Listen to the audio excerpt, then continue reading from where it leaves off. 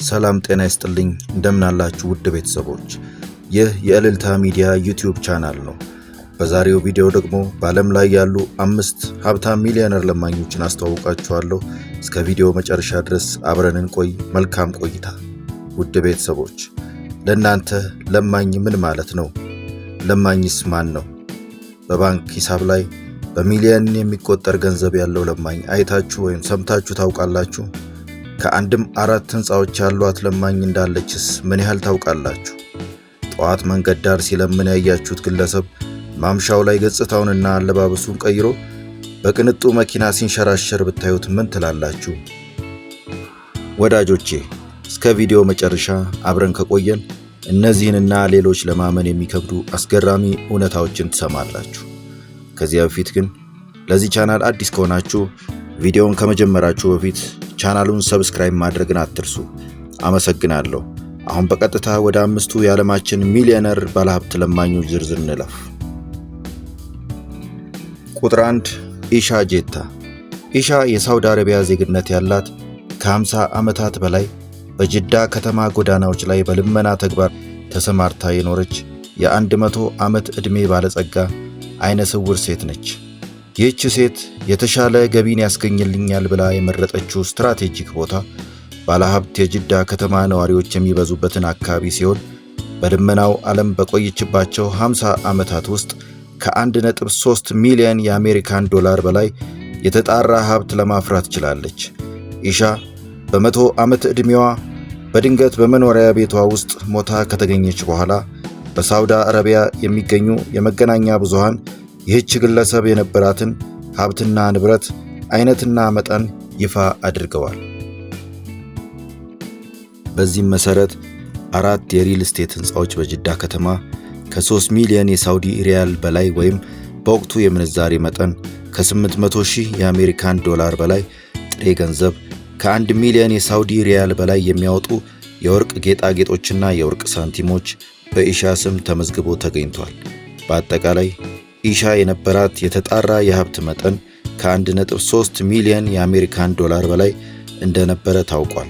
ይህም ማለት ወደ ኢትዮጵያ ብር ስንመልሰው ከ200 ሚሊዮን 200 ሺህ ብር በላይ እንደማለት ነው። በዚህ ዝርዝር ውስጥ ካሉ ሌሎች ባለሀብት ለማኞች ውስጥ የኢሻን ታሪክ ልዩ የሚያደርገው ነገር እንደሷው በልመና ተግባር ላይ የነበሩ እናትና እህቷ በሞቱበት ጊዜ ብቸኛ የሀብታቸው ወራሽ የነበረች መሆኗ ነው። ኢሻ በሕይወት በነበረችበት ጊዜ ችግረኛ ቤት የሌላቸው ድሆችን በራሷ ሕንፃ ላይ ያለ ኪራይ ክፍያ በነፃ እንዲኖሩ ታደርግ ነበር። አህመድ የተባለ ከኢሻ ጋር ለረጅም ጊዜያት አብሮ የኖረ ሰው እንደተናገረው ከሆነ ኢሻ በሕይወት ዘመኗ የመጨረሻዎቹ ጊዜያት ላይ ሁሉም ሀብትና ንብረቷ በመንግሥት በኩል ለድሆች እንዲከፋፈል ኑዛዜዋን ያስቀመጠች ቢሆንም የሀገሪቱ መንግሥት እስከ ቅርብ ጊዜ ድረስ ምንም አይነት ምላሽ ሳይሰጥበት ቆይቷል። ቁጥር 2 ባህራት ጃይን። ህንዳዊው ባህራት ጃይን በሀገሩ ህንድ ብቻ ሳይሆን በዓለም ላይ አሉ ከሚባሉት ሚሊዮነር ለማኞች ውስጥ አንዱ ቢሆንም ዛሬም ድረስ በህንድ የሙምባይ ጎዳናዎች ላይ ልመናን ዋነኛ መተዳደሪያው አድርጎት ይገኛል።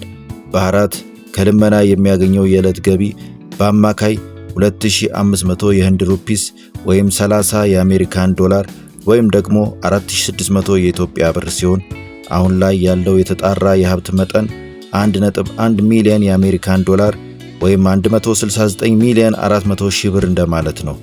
ባህራት ጃይን በልመና ዓለም በቆየባቸው ዘመናት ካፈራቸው ሀብቶች መካከል 300 ሺህ ዶላር የሚያወጡ 2 ትላልቅ አፓርትመንት ህንፃዎች፣ 30 ሺህ የህንድ ሩፒስ ወይም 360 የአሜሪካን ዶላር ወርሃዊ ገቢ የሚያስገኙ 2 ሱቆች ይገኙበታል። ባህራት ሲናገር እዚህ ደረጃ ለመድረስ የሚስጥሩ ለገንዘብ ቁጠባ ያለኝ የተሻለ አመለካከትና በረጅም ጊዜ እቅድ መኖሬ ነው ብሏል። የሚገርመው ነገር ግን በልመና ተግባር ይህን ሁሉ ሀብት ማግኘቱ ሳይሆን ከዚህ ሁሉ ሀብት በኋላ አሁንም ልመናን ምርጫው ማድረጉ ነው። ግን ለምን? ምናልባት እንደ ሌሎቹ ወገኖቹ ልመና ሱስ ሆኖበት ይሆን? ወይስ ከልመና ውጪ ሌላ ህይወት ስለማያውቅ? ወይስ በልመና የሚገኝ ገቢ እጅግ አትራፊ ስለሆነ? መልሱን ለባህራት ጃይን እንተውና ወደ ሌላው ቀጣይ ባለ ታሪክ እንለፍ። ቁጥር 3 ሳርቪታ ዴቪ።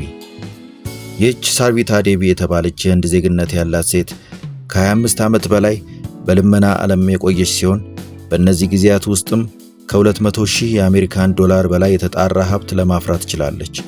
ይህም ማለት 30.8 ሚሊዮን የኢትዮጵያ ብር ማለት ነው።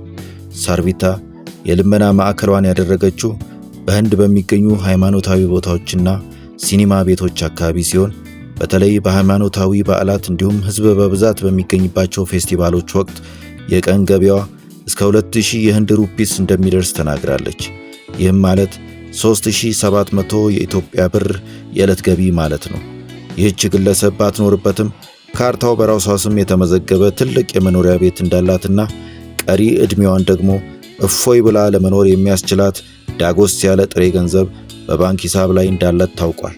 ከዚህም በተጨማሪ ሳርቪታ አርቆ አሳቢ ነችና ለነገ በማሰብ 36000 የህንድ ሩፒስ ወይም 430 የአሜሪካን ዶላር ወይም ደግሞ 66000 የኢትዮጵያ ብር ዓመታዊ የህይወት መድን ወይም ላይፍ ኢንሹራንስ ክፍያ ትከፍላለች። ይሁን እንጂ ሳርቪታ ዴቢ ዛሬም ድረስ በልመና ዓለም ውስጥ ትገኛለች። ለምን? ይህች ግለሰብ በራሷ አንደበት የተናገረችው ትክክለኛና የተረጋገጠ ምክንያት ባይገኝም እንደ ማንኛውም ለማኝ የዕለት ጉርስን ለማግኘት ወይም መሰረታዊ ፍላጎቷን ለማሟላት እንዳልሆነ ግን በእርግጠኝነት መናገር ይቻላል። ቁጥር 4 ሲሞን ራይት የእንግሊዝ ሀገር ዜግነት ያለው ይህ ግለሰብ በአጠቃላይ የተጣራ የሀብቱ መጠን ከ100,000 የአሜሪካን ዶላር በላይ ወይም በወቅቱ የምንዛሬ መጠን ከ15 ሚሊዮን 400,000 የኢትዮጵያ ብር በላይ እንደሆነ ታውቋል። ሲሞን ውሎውን ቱሪስት በሚበዛባቸው የለንደን ጎዳናዎችና ሃይማኖታዊ ስፍራዎች አካባቢ ያደረገ ሲሆን የሰዎችን ስሜት ሊያራራ የሚችልና አልፎ ሄጅ መንገደኛ ሁሉ እጁን እንዲዘረጋለት የሚያስችል የተጠና አሳዛኝ ገጽታንና ምልክቶችን በመጠቀም ይታወቃል። አየሩ ጥሩ ከሆነና እድል ከቀናው ሲሞን በቀን እስከ $180 ከታክስ ነፃ የሆነ የቀን ገቢ እንደሚያገኝ ተናግሯል። ይህም ወደ ኢትዮጵያ ብር ስንመልሰው ከ27,000 ብር በላይ የዕለት ገቢ እንደማለት ነው። ሲሞን ራይት በመጽዋቾቹ ዘንድ ቤት አልባ ጎዳና ተዳዳሪ ይምሰል እንጂ ያለምንም ክፍያ በነፃ የሚኖርበት የመንግስት ቤት እንዳለው ከረጅም ጊዜያት በኋላ ታውቋል።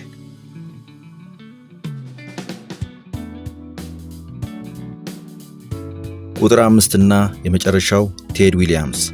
ቴድ ዊሊያምስ ኑሮን በኦሃዮ ጎዳና ላይ ያደረገ የአሜሪካን ሀገር ዜግነት ያለው ግለሰብ ነው።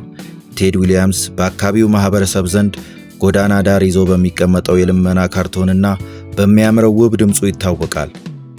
ታዲያ በአካባቢው ላይ ይህን ውብ ድምፅ አዘውትረው የሚሰሙ የፊልም ባለሙያዎች ቴድ ዊሊያምስ አብሯቸው ፊልም እንዲሰራ ይጠይቁታል። እሱም ፈቃደኛ ሆኖ ፊልሙ ተሰራ። እንደ ዕድል ሆኖ ታዲያ በ2011 ቴድ ዊሊያምስ የተወነበት ይህ ፊልም ቫይራል በመውጣት እጅግ በጣም ብዙ ተመልካቾችን ለማግኘት ቻለ። ይህም ቴድ ዊሊያምስ ባላሰበው መንገድ አስገራሚ ድምፁን በብዙዎች ዘንድ እንዲያስተዋውቅ መልካም አጋጣሚን ፈጠረለት። ይህ ፊልም በተለቀቀ በሳምንት ጊዜ ውስጥ በርካታ ግለሰቦችና ካምፓኒዎች የቴድ ዊሊያምስን ውብ ድምፅ ለመግዛት ሽሚያ ውስጥ ገቡ። ቴድ ዊሊያምስ የቱን ለመምረጥ እስከሚቸገር ድረስ ለመጽሐፍ ትረካ፣ ለዶክመንታሪ፣ ለማስታወቂያ ስራዎችና ለተለያዩ ድምፅ ነክ ስራዎች በርካታ የሥራ ጥያቄዎች ጎረፉለት። ይህ ፊልም የሕይወቱን አቅጣጫ የቀየረ ሀብትና ዝናን ያተረፈለት ታላቅ ክስተት ሆነ። ቴድ ዊሊያምስ ከጎዳና ልመና ተነስቶ የብዙዎች መነጋገሪያ ርዕስ የሆነው ባለ ወርቃማው ድምፅ የሚል መጠሪያ ተሰጠው። ከዝናው ባሻገር የዘመናዊ መኪናና መኖሪያ ቤት ባለቤት ለመሆን ቻለ። ቴድ ዊሊያምስ በዚህ ቪዲዮ ዝርዝር ውስጥ እንዳሉት ሌሎች ባለሀብት ለማኞች ከልመና በተገኘ ገንዘብ ሳይሆን ፈጣሪ በቸረው ውብ ድምፁ አማካኝነት ያፈራው አንጡራ ሀብት ከ500,000 የአሜሪካን ዶላር በላይ እንደሆነ ታውቋል። ይህ ማለት ከ77 ሚሊዮን የኢትዮጵያ ብር በላይ ማለት ነው። ውድ ቤተሰቦች፣ ልመና እንዲህ የሰዎችን የኑሮ ደረጃ በዚህ ልክ እስከ መቀየር ይደርሳል ብላችሁ አስባችሁ ታውቃላችሁ? እናንተስ ባላችሁበት አካባቢ እንዲህ አይነት ሚሊዮነር ባለሀብት ለማኞችን አይታችሁ ወይም ሰምታችሁ ይሆን? እንግዲህ በዚህ ቪዲዮ ላይ እንዳየነው ልመና ለአንዳንዶች የዕለት ጉርሳቸውን ለማግኘት የሚችሉበት አንድ አማራጭ የመሆኑን ያህል ለአንዳንዶች ደግሞ በአቋራጭ የሀብት ማማ ላይ ሊያስቀምጥ የሚችል ራሱን የቻለ ትርፋማ የሥራ መስክ እስከ መሆን ደርሷል። አንዳንዶች በሕይወት ለመቆየት ብለው የጀመሩት ልመና ቀሪ የሕይወት ዘመናቸውን በምቾት ሊያኖር የሚችል ሀብትና ንብረትን ቢያስገኝላቸውም ከልመና ሱስ ለመውጣት ተቸግረው ለማኝ መባልን መርጠዋል። ወዳጆቼ ስለ ልመና ያላችሁ አመለካከት እንዴት ነው? እርግጥ ነው መስጠት ያለንን ማካፈል መንፈሳዊነት ነው፣ ለህሊናም እርካታ ነው። ነገር ግን ለማን ነው እየሰጠን ያለ ነው? በትክክል ለሚገባው ወይስ ከኛ በላይ የተሻለ ገቢ ላለው ባለሀብት? መልሱን ለእናንተ ልተው። ከራስም ጋር ሆነ ከሌሎች ጋር ተወያዩበት። የዛሬም ቪዲዮ እዚህ ጋር አበቃው። እስከ መጨረሻው አብራችሁኝ ስለነበራችሁ አመሰግናለሁ። ሌሎች ተጨማሪ አዝናኝና አስተማሪ ቪዲዮዎች በተከታታይ እንዲደርሱ አሁኑኑ ቻናሉን ሰብስክራይብ ያድርጉ። በተጨማሪም ስለ ቪዲዮ ያሉትን ማንኛውም ጠቃሚ አስተያየት በኮሜንት ቦታ ላይ ያስቀምጡልኝ። ይህን ቪዲዮ ከወደዱትና ለሌሎች ቢደርስ መልካም ነው የሚሉ ከሆነ ደግሞ ላይክ እና ሼር ያድርጉ። አመሰግናለሁ። በቀጣይ በሌላ ቪዲዮ እስከምንገናኝ ቻው።